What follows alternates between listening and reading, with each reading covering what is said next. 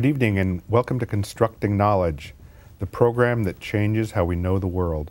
I'm your host, Mark Strathy, and I'm pleased to have renowned painter Phillip Pearlstein as my guest. Known for his frank and unromantic visions of the human figure, Pearlstein has revolutionized figure painting in the realistic mode. Using figures as mere props that are equal in status to the antique objects surrounding them, Pearlstein has chosen to eliminate narrative from his paintings. As the critic Robert Hughes stated in a review of his work, realism, we learn once more, is neither a simple nor an easy matter. His work is known throughout the world and has been exhibited in most major arts institutions in America and Europe. Phillip Pearlstein is represented in the collections of the Metropolitan Museum of Art, the Whitney Museum, the Museum of Modern Art, and many other prestigious art institutions around the world. In total, his work is represented in the collections of 63 museums. Phillip Pearlstein is represented in New York by the Betty Cunningham Gallery. And we're going to continue a discussion we were having earlier about your early career. And I wanted to talk about the first show you had in the Tanager Gallery in Lower Manhattan in the early days of, I guess, the waning years of abstract expressionism. No, it was the height of abstract. The height of abstract expressionism. Right. And what year would that be? I think it was around 1955. 1955, the world was really all about abstract painting at that time. It was about abstract painting, but there was no art market at that point, and the art magazines themselves were still relatively new. Yeah, those guys, or the abstract expressionists, never expected to make any money out of their art, really, did they? I remember at the opening of my first show at this co-op gallery, the space was only 15 by 20 feet, you know. It was a storefront. There was no heat. On 10th Street? On 10th Street. It was a real old tenement building. But artists had taken over, and de Kooning was either an art building or the building next door. And there was just, that block was filled with artists between 3rd Avenue and 4th Street.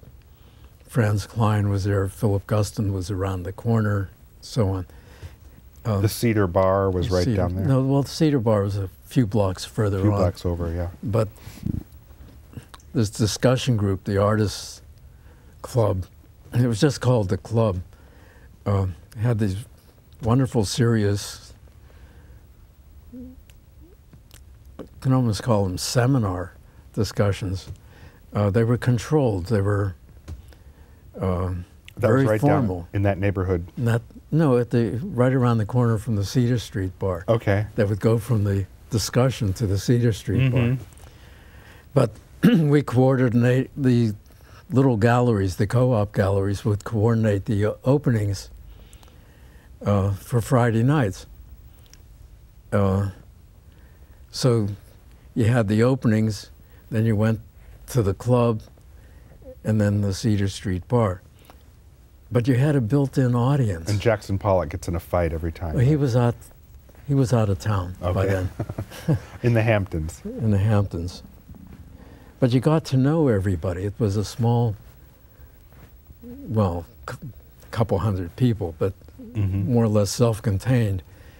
And money wasn't part of it. There were no sales. Nobody expected to sell.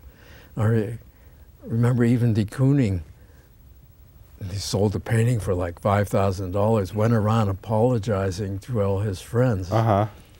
They were more idealistic. They Everybody were was totally kind of idealistic and had come out of a background of poverty, not expecting to earn money through art. So all the discussions and the observation of the paintings were all about the problems of painting and ideas about style, which they took very intense. It was a very intense experience. It wasn't like a hobby. I mean, your whole life depended on what you did, and as an artist. So it was exciting. Did you feel pressure to be an abstract painter at that time? No, I was. I was an abstract Oh, you painter. were an abstract. I was being a modern painter. But you were doing kind of A modernist painter. Landscapes, or well, I always had landscape in mind.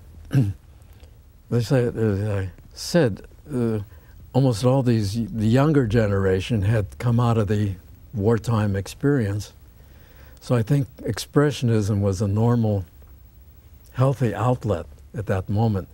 And my paintings were all about my creeping and crawling over the mud and rocks in Italy, where I never got into combat, but I spent a full year in training every day.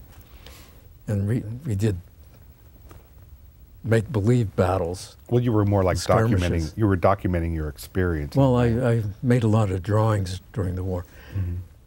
But I didn't work from them. And just at that time, the Korean War was building up.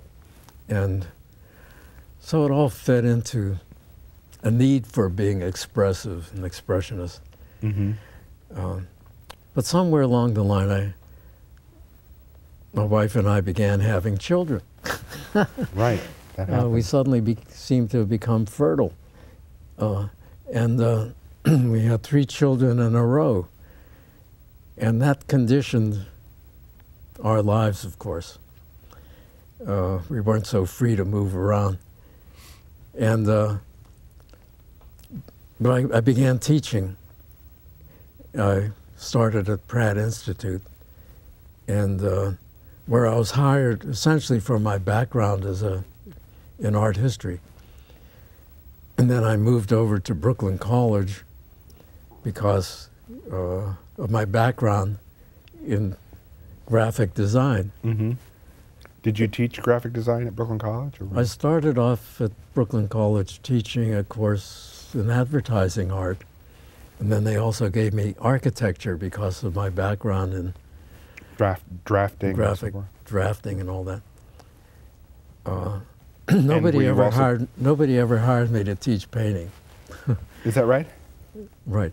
But at Pratt, a fellow teacher, Mercedes Matter, started a drawing group that met at her place every Sunday evening in her studio. And we drew for 6 hours, and the group included some famous artists like Philip Guston and Jacques Tworkov, who were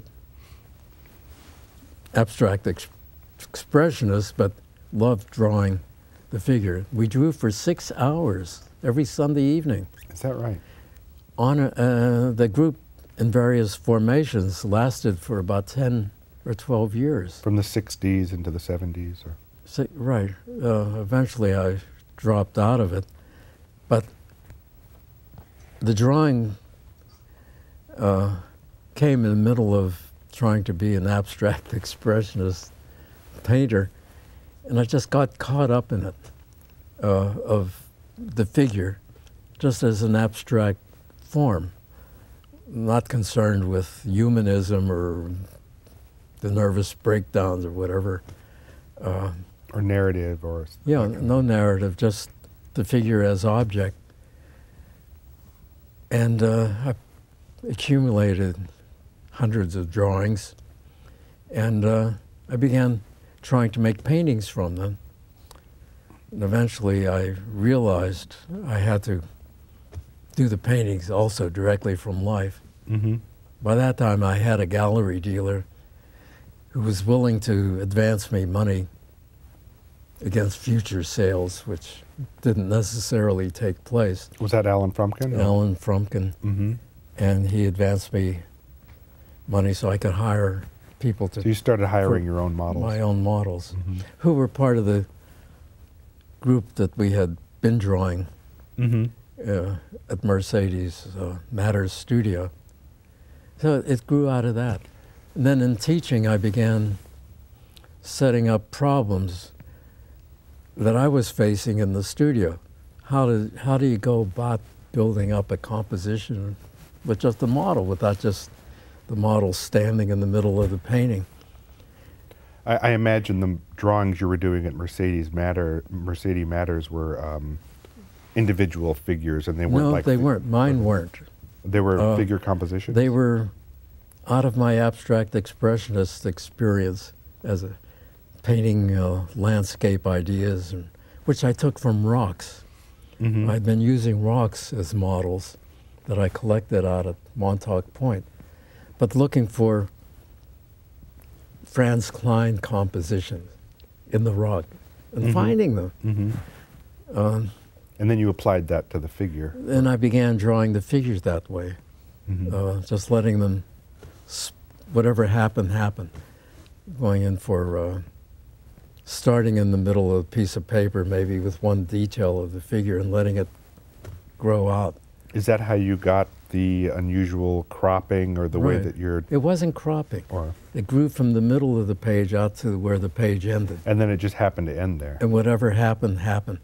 Then I began seeing the possibilities of developing those as paintings. Mm-hmm. Then at a certain point I wrote an article, another article, on the problems of figure painting, what a contemporary artist would have to get over in order to do a painting of a figure. You mean in the milieu of abstract expressionism? Right, out of forgetting Cubism, forgetting Cézannism, forgetting Impressionism, which were all obstacles to painting something that you see. And also what's going on in the New York art world at that time. And as I say, my compositionals, my idea of how things went over the paper grew out of studying the paintings of people like de Kooning and Franz Klein and Philip Guston, who were the artists I knew best anyway, and letting the thing just happen on the paper spontaneously, and approaching the canvas the same way, without preconceived ideas to anatomy, proper proportions, or that whole academic thing. Mm-hmm. Yeah, because they had a kind of a Zen idea about art, where like automatic writing, where they just they released their mind from their hand, and they just kind of let it go. So well, I had that too. The panels at the Artists Club were broad-ranging. There was a series of panels on Zen that everybody was very interested in, and we had some experts come in. But I'd already had read about Zen when I had a course at the Institute of Fine Arts on classical Chinese painting and art. And Zen was very much part of it. And Zen simply means, you lose yourself. Self-consciousness, yeah. Let what happens happen spontaneously. So it fitted what I was doing. So your early paintings were really, I mean, the work that we're familiar with that you do now is the figures are surrounded by objects, but those first figure paintings were just figures alone. Figures alone with draperies. With drapery or on the floor or somewhere. But gradually furniture crept in. Patterned rugs crept in. And then at one point, I moved from a small space and hired a group of graduate students at Brooklyn. I was among them. And you were among them. To move into this big space. I suddenly had 4,000 square feet to paint in, as opposed to my little studio, which had been 15 by 12 feet or something like that. Right. So it did have to do with the amount of space you had, really. But I had collected all these objects. And this group of graduate students from Brooklyn College helped me make the move. And midnight, I remember. Right.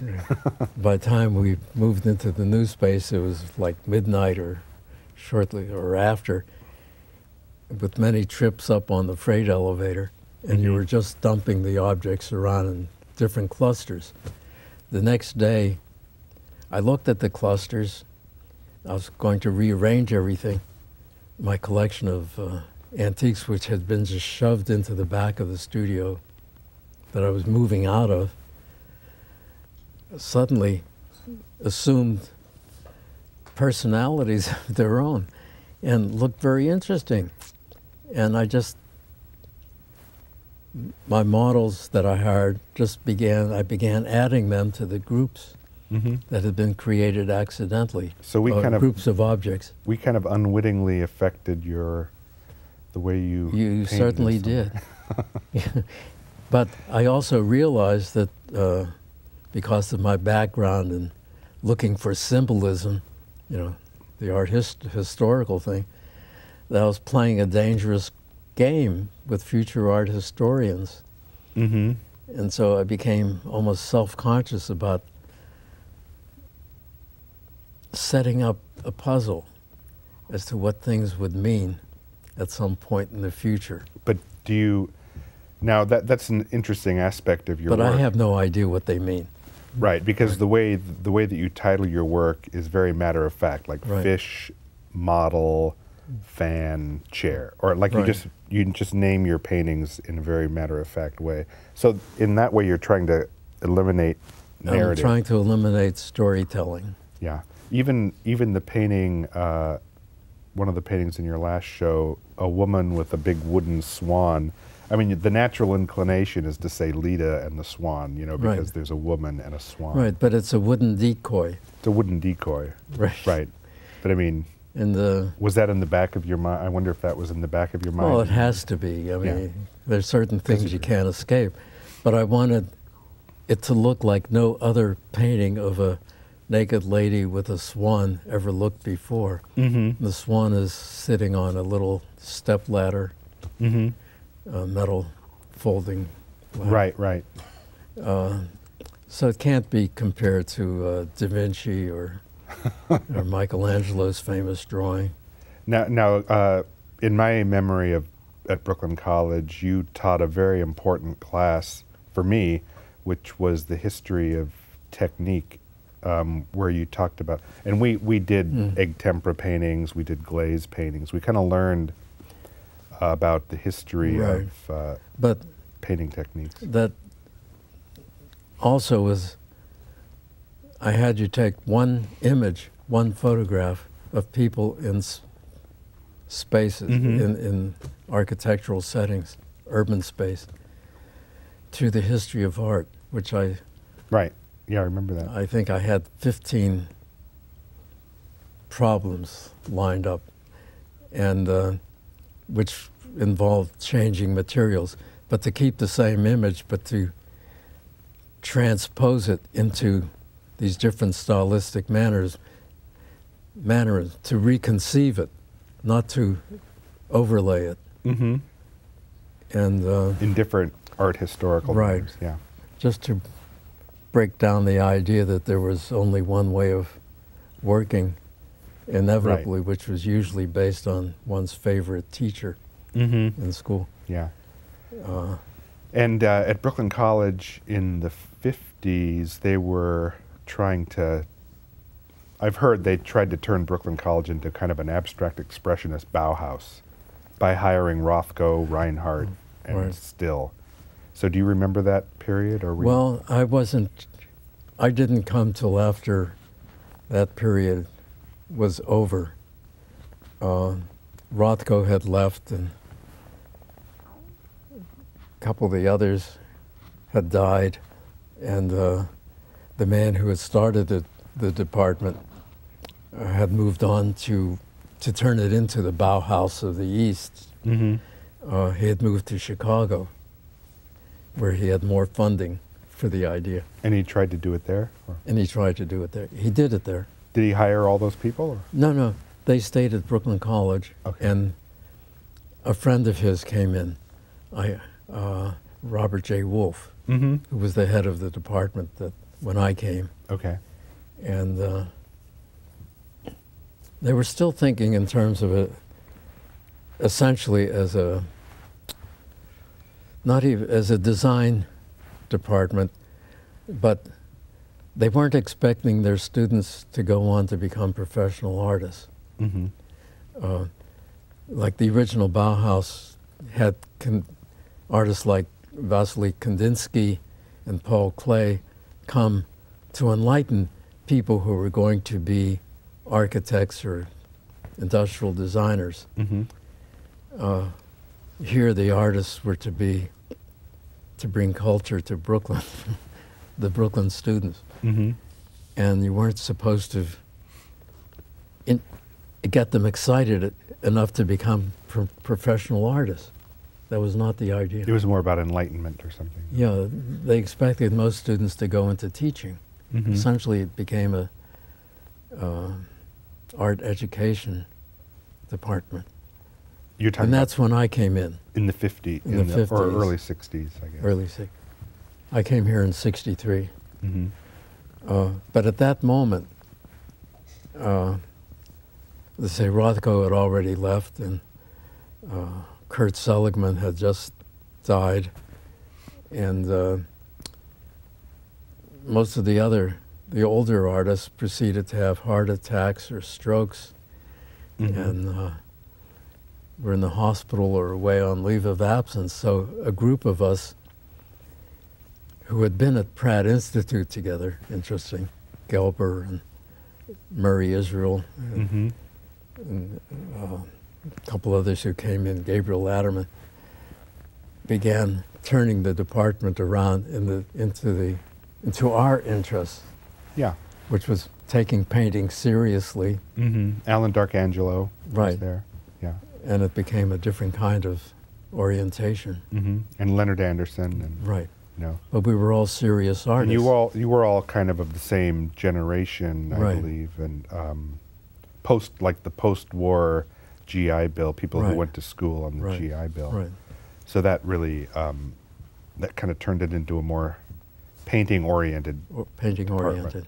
Because when I got here, it was a well-known figurative school. I mean, it kind of had turned into. Well, we also had Louise Bourgeois was on the faculty. Is that right? At that time, wow.